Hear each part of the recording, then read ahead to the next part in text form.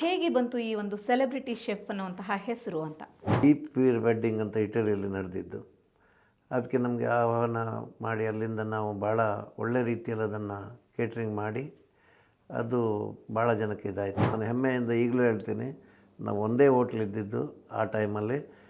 ಸಾಧಾರಣ ದಿನಕ್ಕೆ ಒಂದು 40ರಿಂದ 50 ಐಟಮ್ಗಳನ್ನು ನಾವು ಮಾಡ್ತಾಯಿದ್ವಿ. ಸರ್, ಇವಾಗ ಕೊಂಕಣಿ ಸ್ಟೈಲ್ನ ಫುಡ್ಡನ್ನು ಪ್ರಿಪೇರ್ ಮಾಡ್ತಾ ಇದ್ರಿ ಆ ಟೈಮಲ್ಲಿ ಅಂತ ಹೇಳಿದ್ರಿ. ಆದರೆ ಇದೊಂದು ಜನಾಂಗಕ್ಕಷ್ಟೇ ಸೀಮಿತವಾಗಿತ್ತು ಅಂತ ಅನ್ನಿಸ್ತಾ ಇಲ್ವಾ? ನಮ್ಮಲ್ಲಿ ಯಾವುದೇ ಥರದ್ದು ಒಂದು ಪ್ರಿಸರ್ವೇಟಿವ್ ಅಥವಾ ಇಂಥದ್ದೆಲ್ಲ ಮಂಗಳೂರು ಕಡೆ ಯಾವುದಕ್ಕೂ ಇಲ್ಲ. ನಮಗೆ ಅಮೇರಿಕಾದಲ್ಲೆಲ್ಲ ತುಂಬ ಈ ನಮ್ಮ ಸೌತ್ ಕೆನಡಾದ ಐಟಮ್ ಏನು ಬೇಕಾದ್ರೂ ಸಿಗುತ್ತೆ. ಬೇರೆ ಕಂಟ್ರಿಗಳಲ್ಲಿ ನಾವು ಮಂಗಳೂರಲ್ಲಿ ಮಾಡಿದಂಗೆ ಇಲ್ಲಿ ಮಾಡಿದಂಗೆಲ್ಲ, ಅಲ್ಲಿ ಒಂದು ದಿವಸ ಮುಂಚೆನೇ ಪ್ರಿಪೇರ್ ಮಾಡಿ ಅದು ಕೋಲ್ಡ್ ಸ್ಟೋರೇಜ್ಗಳು ಎಲ್ಲವೂ ಇರುತ್ತೆ. ನಮ್ಮದು ಮೇಯ್ನ್ಲಿ ನಾವು ಫುಡ್ ನೋಡೋದು ಎಲ್ಲಿ ಹೋದ್ರೂ, ಅಲ್ಲಿದ್ದು ಸ್ಪೆಷಾಲಿಟಿ ಏನು, ಇಲ್ಲಿ ಏನು ಅಳವಡಿಸ್ಬೋದು. ಕಳೆದ 50 ವರ್ಷಗಳಿಂದ ಈ ಕೇಟ್ರಿಂಗ್ ಬಿಸ್ನೆಸ್ಸನ್ನು ಮಾಡ್ತಾ ಬಂದಿದ್ದೀರಿ. ಸೊ ಹೇಗಿದೆ ಓವರಾಲ್ ನಿಮ್ಮ ಅನುಭವ? ನಾನು ಒಂದು ಸಣ್ಣದು ಒಂದು 10 ಜನಕ್ಕೆ 5 ಜನಕ್ಕೆ ಮಾಡ್ಕೊಂಡು ಬಂದವನು ಈ ಇದರಲ್ಲಿ. ಹಾಗಾಗಿ ಕಲಿತಾ ಲಕ್ಷಗಟ್ಟಲೆ ಜನಕ್ಕಾದರೂ ನಾವೀಗ ಮಾಡ್ತೀವಿ. ಶೆಫ್ ಆಗಬೇಕಾದ್ರೆ ಒಂದು ಎಲ್ಲಾದರೂ ಅಡುಗೆ ಕಲೀಲಿಕ್ಕೆ ಹೋಗಬೇಕು.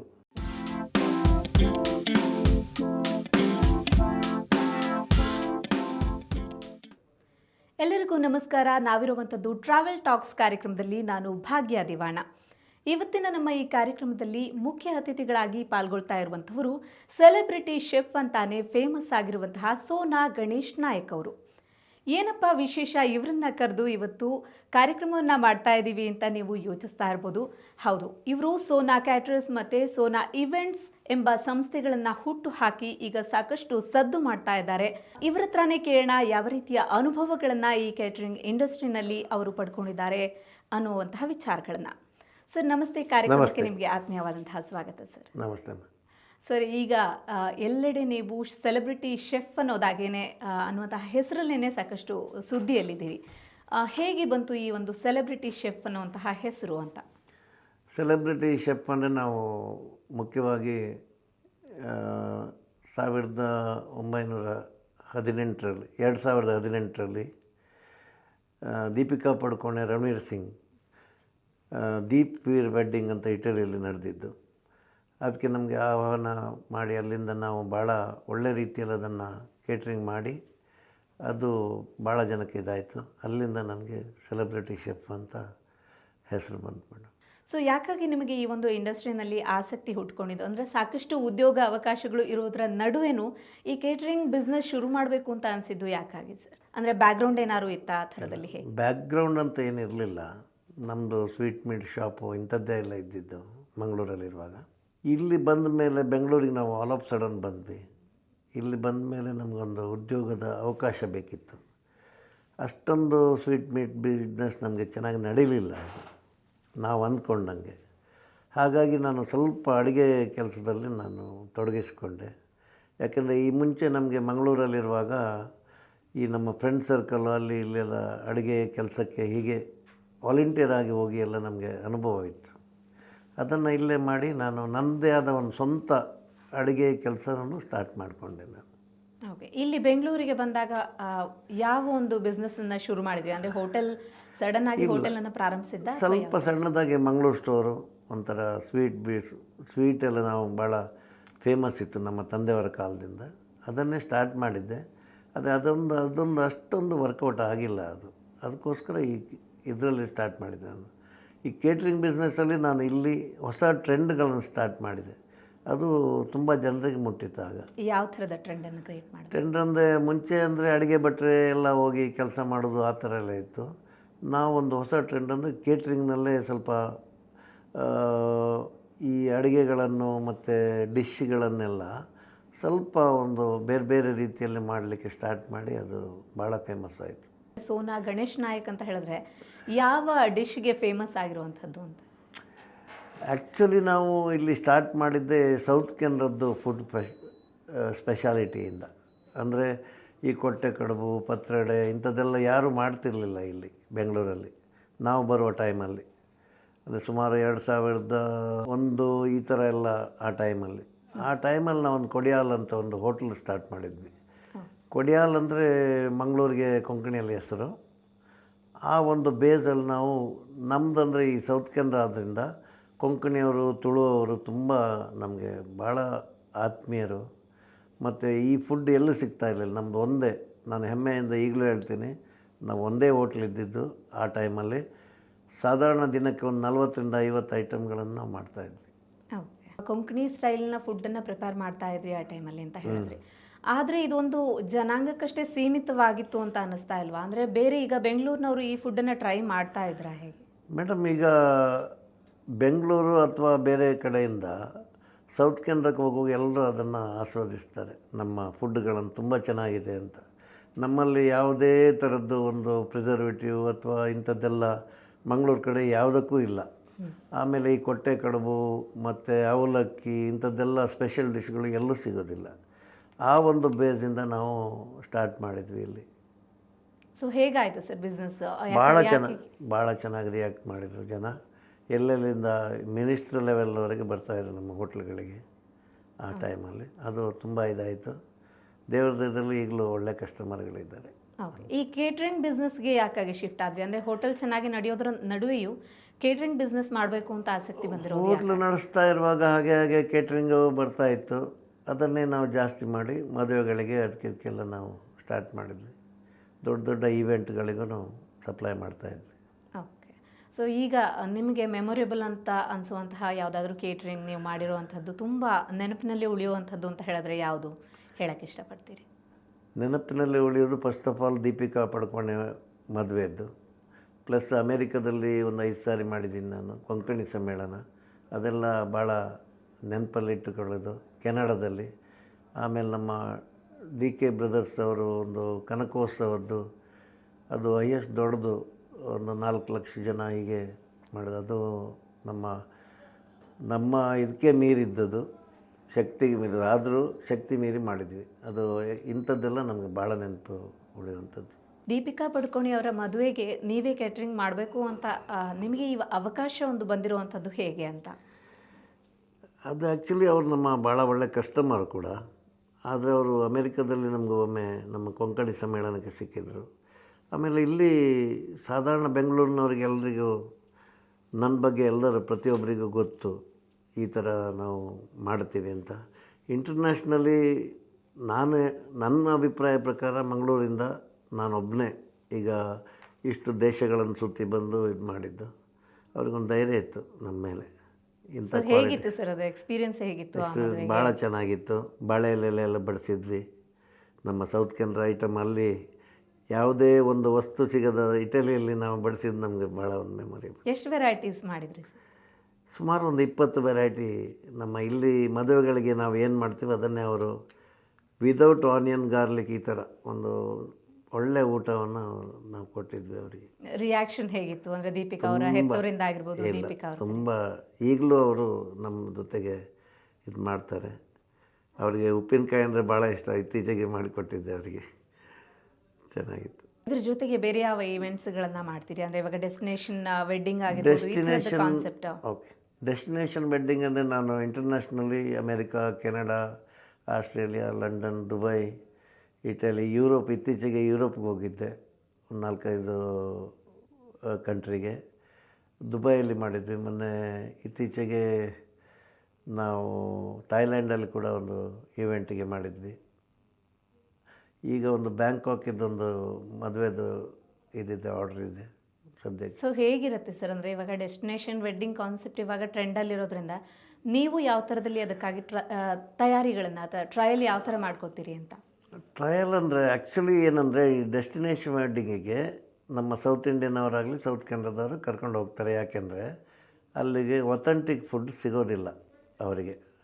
ಈಗ ನಮಗೆ ಏನಂದರೆ ನನಗೆ ಎಲ್ಲ ಕಡೆ ಮಾಡಿ ಒಂದು ಅಭ್ಯಾಸ ಇರೋ ಕಾರಣ ನಮ್ಗೆ ಅಲ್ಲಿ ಏನು ಮಾಡ್ಬೋದು, ಹೇಗೆ ಮಾಡೋದು ಭಾಳ ಈಸಿಯಾಗಿ ಮಾಡ್ತೀನಿ. ಅಥವಾ ನನಗೆ ವೀಸದ ಪ್ರಾಬ್ಲಮ್ಮು ಅದು ಇದು ಯಾವುದೂ ಬರ್ತಾಯಿಲ್ಲ, ತೊಂದರೆ ಆಗೋದಿಲ್ಲ ಅವರಿಗೆ. ಮತ್ತು ಇಷ್ಟು ವರ್ಷ ನಾನು ಯಾವುದೇ ಒಂದು ಈವೆಂಟಲ್ಲೂ ನಾನು ಒಂದು ವಸ್ತು ಹಾಳು ಮಾಡಿ ಇದು ಮಾಡಿದ್ದು ನಾನು ಯಾವತ್ತೂ ಮಾಡಿಲ್ಲ. ಆದ ಕಾರಣ ಒಂದು ಧೈರ್ಯವಾಗಿ ಕರ್ಕೊಂಡು ಹೋಗ್ತಾರೆ. ಸೊ ಈಗ ಪ್ರತಿಯೊಬ್ಬ ಯಶಸ್ವಿ ಪುರುಷನ ಹಿಂದೆ ಮಹಿಳೆಯೊಬ್ಬಳ ಪಾತ್ರ ಇದ್ದೇ ಇರುತ್ತೆ ಅಂತ ಖಂಡಿತ. ಸೊ ನಿಮ್ಮ ಪತ್ನಿ ನಿಮಗೆ ಯಾವ ರೀತಿ ನಾನು ಸಪೋರ್ಟ್? ಭಾಳ ಅವರಿಲ್ಲದೆ ನಾನು ಕೆಲಸಕ್ಕೆ ಮಾಡೋದಿಲ್ಲ. ಯಾವ ಡೆಸ್ಟಿನೇಷನ್ ವೆಡ್ಡಿಂಗ್ ಆಗಲಿ ಇದಕ್ಕಾಗಲಿ ಅವ್ರ ಜೊತೆಗೇ ಇರ್ತಾರೆ. ಇಲ್ಲಿನೂ ಅಷ್ಟೇ, ಮುಂಚೆ ಎಲ್ಲಿ ಹೋದರೂ ನಾವಿಬ್ಬರೇ ಹೋಗ್ತಾ ಇದ್ದೀವಿ. ನಾವು ತುಂಬ ಜಾಸ್ತಿ ಜನಗಳನ್ನು ಕರ್ಕೊಂಡು ಹೋಗೋದಿಲ್ಲ, ನಾವಿಬ್ಬರೇ ಎಲ್ಲವನ್ನು ಮ್ಯಾನೇಜ್ ಮಾಡ್ತೀವಿ. ಅದರಿಂದ ಅವರಿಲ್ಲದೆ ನನಗೆ ಭಾಳ ಕಷ್ಟ ಆಗ್ತದೆ ಕೆಲಸ ಮಾಡೋಕ್ಕೆ. ಸರ್, ಈಗ ಕೇಳಲೇಬೇಕಾದಂತಹ ಪ್ರಶ್ನೆ ಏನಂತ ಹೇಳಿದ್ರೆ, ನಾವು ಮಾತಾಡ್ತಾ ಇರುವಂಥದ್ದು ಟ್ರಾವೆಲ್ ಟಾಕ್ಸ್ ಕಾರ್ಯಕ್ರಮದಲ್ಲಿ. ಟ್ರಾವೆಲ್ನ ಬಗ್ಗೆ ಮಾತುಕತೆ ಇಲ್ಲದೇನೆ ಕಾರ್ಯಕ್ರಮವನ್ನು ಮುಂದುವರಿಸೋದಕ್ಕೆ ಸಾಧ್ಯನೇ ಇಲ್ಲ. ಸೊ ನೀವು ಮಾಡಿರುವಂತಹ ವಿದೇಶಿ ಪ್ರಯಾಣಗಳ ಬಗ್ಗೆ, ವಿದೇಶಿ ಪ್ರವಾಸಗಳ ಬಗ್ಗೆ ಹೇಳೋದಾದರೆ, ಈಗ ಕ್ಯಾಟ್ರಿಂಗ್ ಸರ್ವಿಸ್ಗಾಗಿರ್ಬೋದು, ಈಗ ಡೆಸ್ಟಿನೇಷನ್ ವೆಡ್ಡಿಂಗ್ನ ಬಗ್ಗೆ ಹೇಳಿದ್ರಿ, ಅದಕ್ಕಾಗಿಯೇ ಆಗಿರಬಹುದು. ನೀವು ಪ್ರಯಾಣ ಮಾಡಿರುವಂತಹ ದೇಶಗಳ ಬಗ್ಗೆ ಮಾಹಿತಿಯನ್ನು ನೀಡೋದಾದರೆ ಯಾವ್ದು ಹೇಳ್ತೀರಿ? ತುಂಬ ಇದಂದರೆ, ನಾನು ಅಮೇರಿಕಾದಲ್ಲಿ ಒಂದು 5 ಸಾರಿ ವರ್ಕ್ ಮಾಡಿದ್ದೀನಿ. ಜರ್ಮನಿ, ಇಟಲಿ, ಫ್ರಾನ್ಸು ಈ ಕಡೆ ಎಲ್ಲ ಮಾಡಿದ್ದೀನಿ. ದುಬೈಯಲ್ಲಿ ಮಾಡಿದ್ದೀನಿ. ಹಾಗೆ ಥಾಯ್ಲ್ಯಾಂಡು ಈ ಥರ ಕಂಟ್ರಿಗಳಲ್ಲೂ ಮಾಡಿದ್ದೀನಿ. ನಮಗೆ ಅಮೇರಿಕಾದಲ್ಲೆಲ್ಲ ತುಂಬ ಈ ನಮ್ಮ ಸೌತ್ ಕೆನಡಾದ ಐಟಮ್ ಏನು ಬೇಕಾದ್ರೂ ಸಿಗುತ್ತೆ. ಯುರೋಪ್ಗಳಲ್ಲಿ ಭಾಳ ಕಡಿಮೆ, ಮತ್ತು ಈ ಥಾಯ್ಲ್ಯಾಂಡ್ ಇಂಥ ಕಡೆ ಎಲ್ಲ ಪರವಾಗಿಲ್ಲ. ಆದರೆ ಅಮೇರಿಕಾದಲ್ಲಿ, ಕೆನಡಾದಲ್ಲಂತೂ ನಮ್ಮ ದೇಶದ್ದು ಏನು ಐಟಮ್ ಬೇಕಾದ್ರೂ ನಿಮಗೆ ಪರ್ಫೆಕ್ಟಾಗಿ ಸಿಗ್ತದೆ. ಅದು ಕೊಂಕಣಿ ಫುಡ್ ಮಾಡೋದಿರಲಿಲ್ಲ, ತುಳು ಮಾಡೋದ್ರಿಂದ ಏನು ಬೇಕಾದ್ರೂ, ಈವನ್ ಹಲಸಿನ ಎಲೆ ಕೂಡ ಸಿಗ್ತದೆ ಅಲ್ಲಿ. ತೆಂಗಿನಕಾಯಿ, ನಮ್ಮ ಸೌತ್ ಕೆನಡಾ ಕಡೆ ತೆಂಗಿನಕಾಯಿ ಜಾಸ್ತಿ ಯೂಸ್ ಮಾಡ್ತಾರೆ. ಅದು ಪ್ರತಿಯೊಂದು ಕಡೆ ಸಿಗುತ್ತೆ. ಅದರಿಂದ ಟ್ರಾವೆಲ್ ಮಾಡೋದು, ಈಗೀಗ ಜನಗಳು ಟ್ರಾವೆಲ್ ಮಾಡೋದು ಜಾಸ್ತಿ, ಮುಂಚಿನಾಗೆ ಅಲ್ಲ. ಫುಲ್ ಎಲ್ಲ ದೇಶಗಳಲ್ಲೂ ತಿರುಗಾಡ್ತಾರೆ. ಅದರಿಂದ ಈ ದುಬೈಯಲ್ಲಂತೂ ಭಾಳ ಒಳ್ಳೆಯದು. ಯಾಕೆಂದರೆ ಎಲ್ಲ ನಮ್ಮ ಸೌತ್ ಕೆನಡಾದು, ಕೇರಳದವರು ಇವರೇ ಜಾಸ್ತಿ ಇರೋದು. ಅಲ್ಲಿ ಎಲ್ಲ ನಮ್ಮ ಫುಡ್ ಐಟಮ್ಗಳಂತೂ ಎಲ್ಲವೂ ಸಿಗುತ್ತೆ ಅಲ್ಲಿ. ಖುಷಿಯಾಗುತ್ತೆ ಅಡುಗೆ ಮಾಡಲಿಕ್ಕೆ, ಯಾವುದೇ ಥರದ್ದು ತೊಂದರೆ ಆಗೋದಿಲ್ಲ. ಸೊ ಈಗ ಅಂತಹ ಪ್ರಾಡಕ್ಟ್ಗಳು ಸಿಗೋದಿಲ್ಲ, ನಮಗೆ ಏನು ಅಡುಗೆ ಮಾಡೋದಕ್ಕೆ ಬೇಕು ಅಂತಹ ಉತ್ಪನ್ನಗಳು ಆ ದೇಶಗಳಲ್ಲಿ ಸಿಗೋದಿಲ್ಲ ಅಂತ ಇರುವಂತಹ ಸಂದರ್ಭಗಳಲ್ಲಿ, ಈಗ ಡೆಸ್ಟಿನೇಷನ್ ವೆಡ್ಡಿಂಗನ್ನು ನೀವು ಒಪ್ಕೊಳ್ಳೋದಾದರೆ ಯಾವ ರೀತಿ ತಗೊಂಡು ಹೋಗ್ತೀರಾ ಇಲ್ಲಿಂದ ವಸ್ತುಗಳನ್ನು? ಯಾಕಂತ ಹೇಳಿದ್ರೆ ಎಲ್ಲ ವಸ್ತುಗಳನ್ನು ಇಲ್ಲಿಂದ ಕ್ಯಾರಿ ಮಾಡೋದು ಕಷ್ಟ ಆಗುತ್ತೆ. ಅಂತಹ ಸಂದರ್ಭದಲ್ಲಿ ಹೇಗೆ ಮ್ಯಾನೇಜ್ ಮಾಡ್ತೀರಿ? ಅದು ಏನಂದರೆ, ಅವರು ಒಂದು ಈವೆಂಟ್ ಕಂಪನಿಯವರಿಗೆ ಎಲ್ಲ ಜವಾಬ್ದಾರಿಯನ್ನು ವಹಿಸ್ಕೊಳ್ತಾರೆ ಯಾವಾಗಲೂ. ಪ್ರತಿಯೊಬ್ಬರು ಈವೆಂಟ್ ಮಾಡೋವರು ಅದನ್ನು ಏನು ಮಾಡ್ತಾರೆ ಅಂದರೆ, ಆ ಈವೆಂಟ್ ಕಂಪನಿಯವರು ಪ್ರತಿಯೊಂದು ವಹಿಸ್ಕೊಳ್ತಾರೆ. ನಮಗೇನು ಸಾಮಾನು ಬೇಕು, ಏನು ಬೇಕು ಅದನ್ನೆಲ್ಲ ಪೂರೈಸಲು ಅವ್ರ ಜವಾಬ್ದಾರಿ. ಅದನ್ನು ಅವರು ಅಚ್ಚುಕಟ್ಟಾಗಿ ಮಾಡ್ತಾರೆ, ಏನೇ ತೊಂದರೆ ಇಲ್ಲ. ಮತ್ತು ಇನ್ನೊಂದು ಏನಂದರೆ, ಈಗ ಬೇರೆ ಕಂಟ್ರಿಗಳಲ್ಲಿ ನಾವು ಮಂಗಳೂರಲ್ಲಿ ಮಾಡಿದಂಗೆ ಇಲ್ಲಿ ಮಾಡಿದಂಗೆಲ್ಲ, ಅಲ್ಲಿ ಒಂದು ದಿವಸ ಮುಂಚೆನೇ ಪ್ರಿಪೇರ್ ಮಾಡಿ ಅದು ಕೋಲ್ಡ್ ಸ್ಟೋರೇಜ್ಗಳು ಎಲ್ಲವೂ ಇರುತ್ತೆ. ನಾವು ಅದನ್ನೆಲ್ಲ ಮೊದಲೇ ನಾವು ಪ್ರಿಪೇರ್ ಮಾಡಿ ಪ್ರತಿಯೊಂದು ವಸ್ತುಗಳನ್ನು ತಗೊಂಡೋಗಿ, ಈವನ್ ನಮ್ಮ ದೀಪಿಕಾ ಪಡುಕೋಣೆ ಇದರಲ್ಲಿ ಬಾಳೆ ಎಲೆ ಕೂಡ ತಗೊಂಡೋಗಿದ್ದೀವಿ ನಾವು ಅಲ್ಲಿಗೆ. ಅಲ್ಲಿ ಏನೂ ಸಿಗೋದಿಲ್ಲ, ಬಾಳೆ ಎಲೆಯಲ್ಲೇ ಬಡಿಸಿದ್ದು ನಾವು ಎಲ್ಲವನ್ನು. ಚೆನ್ನಾಗಿತ್ತು. ಸೊ ಇದು ತಗೊಂಡು ಹೋಗುವಂಥ ಸಂದರ್ಭದಲ್ಲಿ ಈ ವಿಮಾನ ನಿಲ್ದಾಣ ಅದೆಲ್ಲ ಸಮಸ್ಯೆ ಆಗಿಲ್ವಾ? ಇಲ್ಲ, ಅದೆಲ್ಲ ವಿಮಾನ ನಿಲ್ದಾಣದ ಅವ್ರು ಮೊದಲೇ ಒಪ್ಪಂದ ಮಾಡ್ಕೊಂಡಿರ್ತಾರೆ. ಅದರಿಂದ ಅವರು ಅದಕ್ಕೆಲ್ಲ ಏನು ತೊಂದರೆ ಆಗೋದಿಲ್ಲ, ಚೆನ್ನಾಗಾಗುತ್ತೆ. ಓಕೆ. ಹೀಗೆ ಟ್ರಾವೆಲ್ ಮಾಡ್ತಾ ಇದ್ದಾಗ ನಿಮ್ಮ ಉದ್ಯೋಗದ ನಿಮಿತ್ತ ನೀವು ಟ್ರಾವೆಲ್ ಮಾಡೋದಾದ್ರೂ ಅಲ್ಲಿ ಬಿಡುವಾದಾಗ ಅಲ್ಲಿನ ಡೆಸ್ಟಿನೇಷನ್ ಯಾವುದಿದೆ ಅದನ್ನು ನೋಡ್ಕೊಂಬರೋದು, ಅಥವಾ ವಿಸಿಟಿಂಗ್ ಪ್ಲೇಸ್ಗಳು ಯಾವುದಿದೆ ಅದನ್ನು ನೋಡ್ಕೊಂಬರುವಂತಹ ಕೆಲಸಗಳನ್ನ ಮಾಡ್ತೀರಾ ಹೇಗೆ? ಹೌದೌದು, ನಮ್ಮದು ಮೇಯ್ನ್ಲಿ ನಾವು ಫುಡ್ ನೋಡೋದು. ಎಲ್ಲಿ ಹೋದ್ರೂ ಅಲ್ಲಿದ್ದು ಸ್ಪೆಷಾಲಿಟಿ ಏನು, ಇಲ್ಲಿ ಏನು ಅಳವಡಿಸ್ಬೋದು, ಅಥವಾ ಇಲ್ಲಿ ನಾವು ಅದನ್ನು ಫ್ಯೂಷನ್ ಏನು ಮಾಡ್ಬೋದು ಅಂತ ಸ್ವಲ್ಪ ಥಿಂಕ್ ಮಾಡ್ತೀವಿ. ಇಲ್ಲಿ ಅದನ್ನು ಮಾಡಲಿಕ್ಕೆ ಪ್ರಯತ್ನ ಮಾಡ್ತೀವಿ. ಒಬ್ಬ ಅಡುಗೆ ಮಾಡುವವನು ಒಂದು ಸಾರಿ ಯಾವುದಾದ್ರು ಅಡುಗೆ ಮಾಡಲಿಕ್ಕೆ ಕಲಿತ್ರೆ, ತಿಂದು ನೋಡಿದರೆ ಅದನ್ನು ಎಲ್ಲಿ ಬೇಕಾದ್ರೆ ಏನು ಬೇಕಾದ್ರೆ ಮಾಡ್ಬೋದು. ಸೊ ಆ ಥರದ್ದು ಯಾವುದಾದ್ರು ಟ್ರೈ ಮಾಡಿದ್ರೆ ಸರ್, ಅಲ್ಲಿ ನೋಡಿ ಆಸೆಯಾಗಿ ಇಲ್ಲಿ ಬಂದು ಅದನ್ನು ಪ್ರಯತ್ನಿಸಬೇಕು ಅಂತ ಮಾಡಿ? ಇಲ್ಲಿ ಮಾಡ್ತೀವಿ ನಾವು, ಕೆಲವೊಮ್ಮೆ ಕೇಟ್ರಿಂಗ್ಗಳಲ್ಲಿ 1-2-3 ಐಟಮ್ ಮಾಡ್ತೀವಿ ಹಾಗೆ, ಫಾರಿನ್. ಹೌದೌದು. ಸೊ ಹೇಗಿದೆ ಅದಕ್ಕೆಲ್ಲ ಬೇಡಿಕೆ? ಚೆನ್ನಾಗಿದೆ, ಜನ ಸ್ವಲ್ಪ ಖುಷಿ ಪಡ್ತಾರೆ, ಏನೋ ಒಂದು ಹೊಸತಿದೆ ಅಂತ. ಹಾಗೆ ಈ ಡೆಸ್ಟಿನೇಷನ್ ವೆಡ್ಡಿಂಗ್ಗಳನ್ನು ಆರ್ಗನೈಸ್ ಮಾಡೋದ್ರ ನಡುವೆ ಎಲ್ಲಿ ನಿಮಗೆ ಸಮಯ ಸಿಗತ್ತೆ? ಈ ಕೊಂಕಣಿ ಉತ್ಸವಗಳನ್ನು, ತುಳುನಾಡಿನ ಉತ್ಸವಗಳನ್ನು ಹಮ್ಮಿಕೊಳ್ತೀರಿ, ಹೇಗೆ ನಿಮಗೆ ಇದಕ್ಕೆಲ್ಲ ಸಮಯ ಸಿಗತ್ತೆ ಅಂತ? ಈ ತುಳು ಸಮ್ಮೇಳನ, ಕೊಂಕಣಿ ಸಮ್ಮೇಳನ ಭಾಳ ಆಸಕ್ತಿ ನನಗೆ. ಮೊದಲಿಂದ ನಾವು ಸುಮ್ಮನೆ ಕೂರುವವರಲ್ಲ, ಅದೊಂದು ಭಾಳ ಒಂದು ದೊಡ್ಡ ಸಮಸ್ಯೆ ಅದು.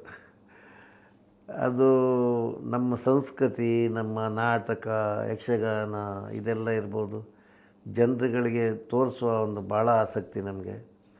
ಆಮೇಲೆ ಈ ಕೊಂಕಣಿ ಪಂಗಡ, ತುಳು ಪಂಗಡ ಬೇರೆ ಬೇರೆ ಜನಗಳನ್ನು ಜೊತೆ ಸೇರಿಸಿ ಯಕ್ಷಗಾನ ಮಾಡೋದು, ದೊಡ್ಡ ಈವೆಂಟ್ ಮಾಡೋದು, ಸಮ್ಮೇಳನ ಮಾಡೋದು, ಮತ್ತು ಮುಖ್ಯವಾಗಿ ಅದರಲ್ಲಿ ನಾವು ನಮ್ಮ ತುಂಬ ವೆರೈಟಿಗಳನ್ನು ಅವರಿಗೆ ತೋರಿಸೋದು ಅದೊಂದು ದೊಡ್ಡ ಕೆಲಸ. ಅದಕ್ಕೋಸ್ಕರ ನಾವು ಮಾಡೋದು ಅದು. ಈ ಆಟಿದ ಒಣಸು ಅಂತ ಮಾಡ್ತೀವಿ, ಆಷಾಢದ್ದೆಲ್ಲ, ಇಂಥದ್ದೆಲ್ಲ, ಈ ಕೆತ್ತೆ ಕಷಾಯದಂಥ ಒಂದು ಪ್ರೋಗ್ರಾಮ್ ಮಾಡ್ತೀವಿ. ಇದನ್ನೆಲ್ಲ ಒಂದು ಬೆಂಗಳೂರಿನಂಥ ದೂರದ ಜನರಿಗೆ ಮುಟ್ಟಿಸುವಂಥ ಒಂದು ಜವಾಬ್ದಾರಿ ನಮ್ಮದು ಅಷ್ಟೇ. ಆದರೆ ಖುಷಿಯ ವಿಚಾರ ಏನಂತ ಹೇಳಿದ್ರೆ, ಇಂಥ ಒಂದು ಸನ್ನಿವೇಶಗಳನ್ನು, ಕಾರ್ಯಕ್ರಮಗಳ ಮೂಲಕ ನೀವು ಆರ್ಗನೈಸ್ ಮಾಡುವಾಗ ಬರೀ ತುಳುನಾಡಿನವರು ಅಥವಾ ಕೊಂಕಣಿ ಎಂಬ ವರ್ಗದವರು ಬಿಟ್ಟು ಬೆಂಗಳೂರಿನವರು ಇದನ್ನು ತುಂಬ ಚೆನ್ನಾಗಿ ಆಸ್ವಾದಿಸ್ತಾರೆ, ಎಂಜಾಯ್ ಮಾಡ್ತಾರೆ ಅನ್ನೋಂಥದ್ದು ನಿಜವಾಗ್ಲೂ ಖುಷಿ ಪಡುವಂತಹ ವಿಚಾರ. ಸರ್, ಈ ಎಲ್ಲ ವಿಭಾಗಗಳು ಬರೀ ಸಸ್ಯಾಹಾರಿಗಳಿಗೆ ಅನ್ನುವಂಥ ಕಲ್ಪನೆ ಎಲ್ಲರಲ್ಲೂ ಇದ್ದೇ ಇರುತ್ತೆ. ಸೊ ಈಗ ಮಾಂಸಾಹಾರಿಗಳು ಇರ್ತಾರೆ, ಸೊ ಅವರಿಗಾಗಿ ಯಾವ ಥರದ ಒಂದು ವೆಂಚರನ್ನು ಓಪನ್ ಮಾಡ್ಕೊಂಡಿದ್ದೀರಾ, ಹೇಗೆ? ಇತ್ತೀಚೆಗಂತೂ ಏನಂದರೆ ನನ್ನ ಮಗ ತುಂಬ ಟ್ರೈನಿಂಗ್ ಮಾಡ್ಕೊಂಡಿದ್ದಾನೆ. ಅವನು ಈ ಮಾಂಸಾಹಾರಿ ಇದರಲ್ಲೆಲ್ಲ ಭಾಳ ಎಕ್ಸ್ಪರ್ಟ್ ಆಗಿದ್ದಾನೆ. ಅದರಲ್ಲೂ ಏನಂದರೆ ಈ ತುಳುವಿನಲ್ಲಿ ಕೆಲವೆಲ್ಲ ಡಿಶಸ್ಗಳು, ಅಂದರೆ ಪುಳಿ ಮುಂಚಿ ಅಂತ ಮಾಡ್ತಾರೆ. ನಮ್ಮ ಕೊಂಕಣಿಯಲ್ಲಿ ಸ್ವಲ್ಪ ಪಣ್ಣ ಉಪ್ಕರಿ ಈ ಥರ ಯಾರು ಮಾಡೋದಿಲ್ಲ ಇಲ್ಲಿ. ಅಂಥದ್ದನ್ನೆಲ್ಲ ನಾವು ಇಂಟ್ರಡ್ಯೂಸ್ ಮಾಡ್ತೀವಿ ಇಲ್ಲಿ ಬೆಂಗಳೂರಿನ ಜನರಿಗೆ. ಆಮೇಲೆ ಇಡೀ ಇಂಡಿಯಾದಲ್ಲಿ ಯಾರಾದರೂ ನಾವು ಕರೆದ್ರೂ ಕೂಡ ಹೋಗಿ ನಾವು ಅಡುಗೆ ಮಾಡಿ ಬರ್ತೀವಿ. ಬಟ್ ಈಗ ನಾನ್ ವೆಜ್ನವರಿಗೆ ಯಾವ ಥರದಲ್ಲಿ ಮಾಡ್ತೀರಿ? ಅದೇ ನಾವು ಕೇಟ್ರಿಂಗಲ್ಲಿ ಅವ್ರು ನಮಗೆ ಆರ್ಡರ್ ಕೊಡ್ತಾರೆ. ದೊಡ್ಡ ದೊಡ್ಡ ಈವೆಂಟ್ಗಳಲ್ಲಿ ಈಗ ಕೇಟ್ರಿಂಗ್ ನಾನ್ ವೆಜ್ಜು ಇರುತ್ತೆ. ಮಗಂದಂದರೆ ಅವನು ನಾನ್ ವೆಜ್ಜಲ್ಲಿ ಭಾಳ ಎಕ್ಸ್ಪರ್ಟ್ ಆಗಿದ್ದಾನೆ. ಅವನು ಅವನದೇ ಆದ ಒಂದು ಕೇಟ್ರಿಂಗ್ ವಿಭಾಗ, ಒಂದು ಕೋಸ್ಟಲ್ ಕಿಚನ್ ಅಂತ ಮಾಡಿದ್ದಾನೆ. ನಾವು ನಮ್ಮಲ್ಲಿ ಬೇಡಿಕೆ ಬಂದರೆ ಅವನಿಗೆ ನಾವು ಆರ್ಡ್ರನ್ನು ಅದನ್ನು ಪ್ಲೇಸ್ ಮಾಡ್ತೇವೆ. ಅವನು ಚೆನ್ನಾಗಿ ಹ್ಯಾಂಡಲ್ ಮಾಡ್ತಾನೆ. ಮುಖ್ಯವಾಗಿ ಜಾಸ್ತಿ ಜನ ಏನಂದರೆ ಈ ಕೋಸ್ಟಲ್ ಇದನ್ನು ತುಂಬ ಲೈಕ್ ಮಾಡ್ತಾರೆ. ನೀರು ದೋಸೆ, ಚಿಕನ್ ಸುಕ್ಕ ಇಂಥದ್ದೆಲ್ಲ ಅದನ್ನು ಅವನು ಚೆನ್ನಾಗಿ ನಿಭಾಯಿಸ್ತಾನೆ. ಹಾಗಾಗಿ ಅದೊಂದು ವೆಂಚರ್ ನಾವು ಸಪ್ರೇಟಾಗಿ ಮಾಡ್ಕೊಂಡಿದ್ದೀವಿ. ಓಕೆ, ನಿಮ್ಮ ಇಷ್ಟದ ಖಾದ್ಯ ಆಗಿರ್ಬೋದು ಅಥವಾ ನಿಮ್ಮ ಟ್ರೇಡ್ ಮಾರ್ಕ್ ಅಂತ ಹೇಳುವಂಥದ್ದು, ಸೋನಾ ಗಣೇಶ್ ನಾಯ್ಕರ್ ಅಂತ ಹೇಳಿದ್ರೆ ಈ ಒಂದು ಆಹಾರಕ್ಕೆ, ಈ ಒಂದು ಖಾದ್ಯ ತಯಾರಿಗೆ ಫೇಮಸ್ ಅಂತ ಹೇಳೋದಾದರೆ ಯಾವುದನ್ನು ಹೇಳ್ತೀರಿ? ನನ್ನ ಬಗ್ಗೆ ಹೇಳಬೇಕಂದ್ರೆ ನಾನು ಕೊಂಕಣಿ ಐಟಮಲ್ಲಿ ಭಾಳ ಫೇಮಸ್ ಆಗಿದ್ದೀನಿ. ನಮ್ಮಲ್ಲಿ ದಾಳಿ ತವೆ, ಕೊಟ್ಟೆ ಕಡುಬು ಈ ಥರ ಎಲ್ಲ ಕೆಲವು ಐಟಮ್ಗಳು ನಮ್ಮ ಹತ್ರ ಹೆಚ್ಚಾಗಿ ಮಾಡಿಸ್ತಾರೆ. ಆಮೇಲೆ ಈಗ ಸೀಸನಲ್ ಇದರಲ್ಲಿ ಹಲಸಿನಕಾಯಿ ಸೀಸನ್ ಆಗ್ಬೋದು, ಮಾವಿನ ಹಣ್ಣು ಸೀಸನ್ ಆಗ್ಬೋದು, ತುಂಬ ವೆರೈಟಿಯಾಗಿ ನಾವು ಕೆಲವು ಐಟಮ್ಗಳನ್ನು ಮಾಡ್ತೀವಿ. ಈಗೀಗ ಕೊಂಕಣಿಯವರಂತಲ್ಲ, ಎಲ್ಲ ಇಲ್ಲಿಯವರು ನಮಗೆ ತುಂಬ ಬೇಡಿಕೆ ಇದೆ.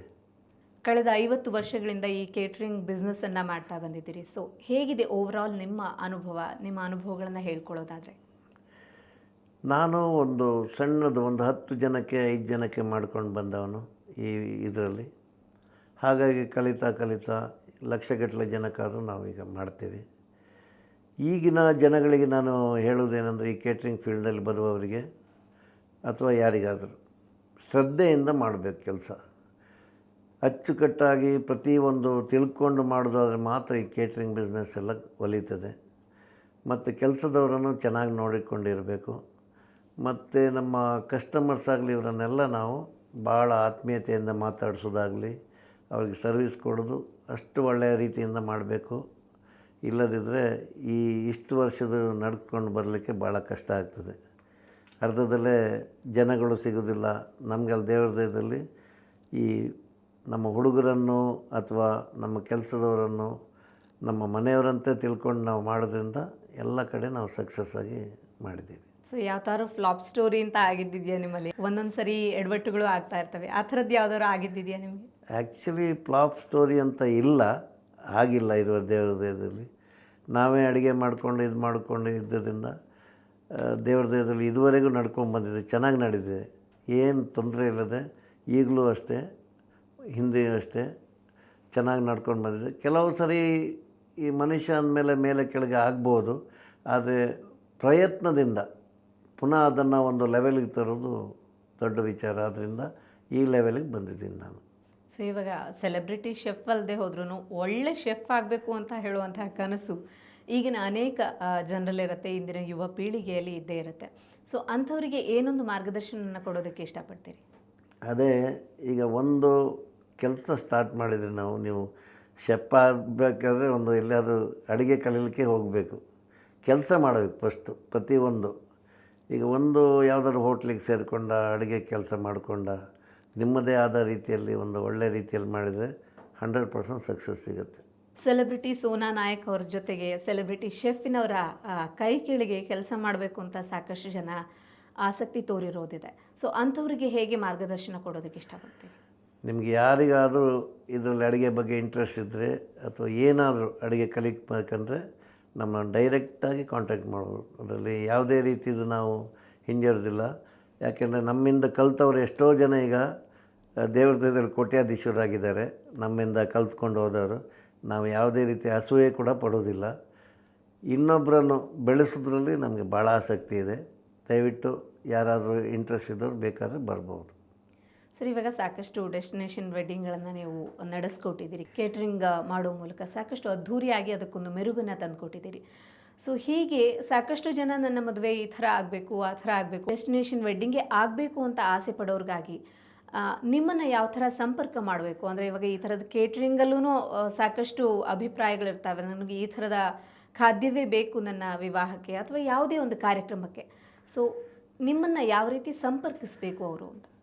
ನಮ್ಮನ್ನು ಸಂಪರ್ಕಿಸಬೇಕಾದ್ರೆ ಗೂಗಲಲ್ಲಿ ಹೋದರೆ sonakcaterers.com ಅಂತ ಇದೆ, ಸೋನಾ ಗಣೇಶ್ ನಾಯಕ್ ಅಂತಿದೆ, ಎಲ್ಲರ ಫೋನ್ ನಂಬರ್ ಅದರಲ್ಲಿದೆ. ಅಥವಾ ನಾವು ನಂಬರನ್ನು ಇದರಲ್ಲಿ ಯಾವುದಾದ್ರೂ ಇದರಲ್ಲಿ ಕೊಡ್ತೀವಿ, ಅದು ಏನು ತೊಂದರೆ ಇಲ್ಲ. ಡೆಸ್ಟಿನೇಷನ್ ವೆಡ್ಡಿಂಗ್ ಮಾಡುವವರಿಗೆ ಏನು ಬೇಕಾದ್ರೂ ನಾವು ಸಂಪರ್ಕ ಮಾಡಿಕೊಡ್ತೀವಿ. ಆದ್ದರಿಂದ ನಮ್ಮನ್ನು ಸಂಪರ್ಕ ಮಾಡ್ಬೋದು. ಬೇಕಾದ್ರೆ ನಾನು ನಂಬರ್ ನಮ್ಮದು ಕೊಡ್ತೀವಿ.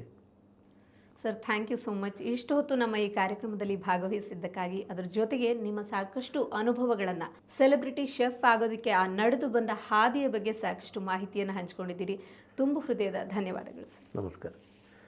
ಇದಾಗಿತ್ತು ಇವತ್ತಿನ ಟ್ರಾವೆಲ್ ಟಾಕ್ಸ್. ನೋಡ್ತಾ ಇರಿ ಪ್ರವಾಸಿ ಪ್ರಪಂಚ, ವಿಹಾರವೇ ವಿಶ್ವ. ನಮಸ್ಕಾರ.